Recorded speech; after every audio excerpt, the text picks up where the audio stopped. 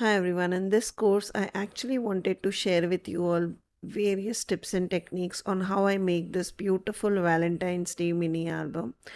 Now, this is perfect for somebody who is extremely beginner. It does not primarily focus on to using things like pattern paper, rather use supplies which you already have and how you can convert a simple concept like using a particular pack of stickers into a full-fledged concept like making a complete album out of it.